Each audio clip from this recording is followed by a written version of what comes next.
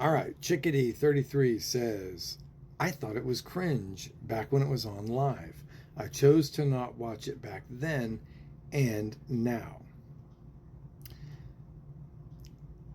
I stopped a long time ago trying to suggest shows and books and things to people. When I was doing reviews for Amazon, and you know, they were sending me like free samples and free books and free movies all the time, and I would review them, and it would say like Amazon Vine review underneath it. I was like in the first wave of those people. Um, I realized back then that most people really aren't paying attention to reviews. They will watch and ingest whatever it is that is to their fancy. So I would never say, you should actually watch that.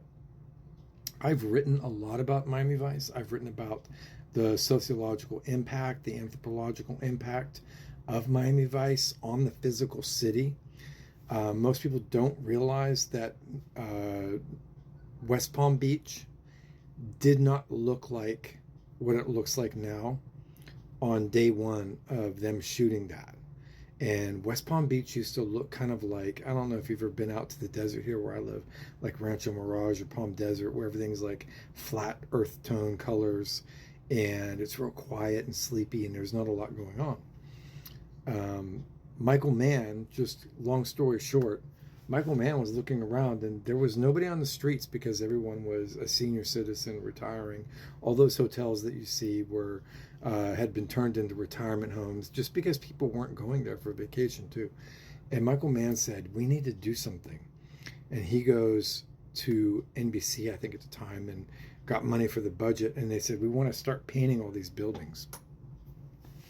And Michael Mann made the decision when they asked him, well, what color do you want to paint? And he goes, I don't. And he literally said, this is in a documentary, he said, I don't know. Just pick pastel colors. How about that? That's where it began. I shit you not. So there's a lot of things that we assume about things as, what they are and what they aren't. And one of the big things that's assumed about Miami Vice was that it was shot in a world that pre-existed. And there was a lot of talk that by the time that show started, the world that Michael Mann envisioned for it, and then the world that existed when the show went off the air, he almost like brought that into being all by himself. And you have to give that credence when you watch that show. You're like, knowing that as that show was going, they're building that, building that, building that, building that. And that whole image like took over the 80s and the 90s.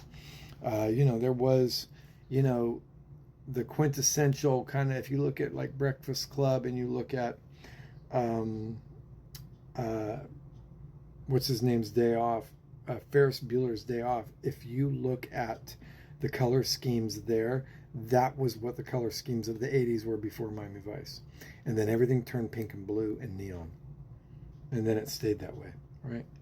So, yeah, there's 3 minutes for you about the sociological impact of that show.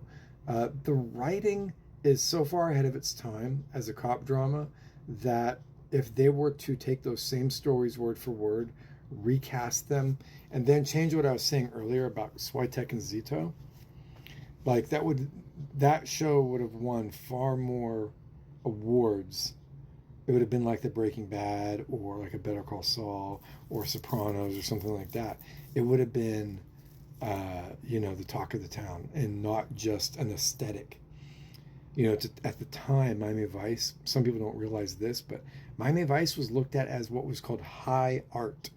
That's its own genre and then its own appeal and then its own effect. High art, yeah. And some of the other elements was like, just them doing it was enough. And that whole thing with Switek and Zito being comedic, like that was the show's downfall as far as people taking it serious. Unlike its predecessor, Hill Street Blues. I don't know if you remember that or if you watched that, but Hill Street Blues was Michael Mann's child previous project, serious cops in New York City.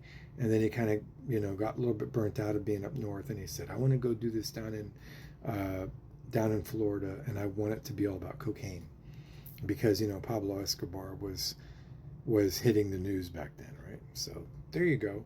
Um, I would say everything has its place in the sun, and I think a lot of people have yet to realize, uh, how deep of an impact that show had on society. Anyways, all the best.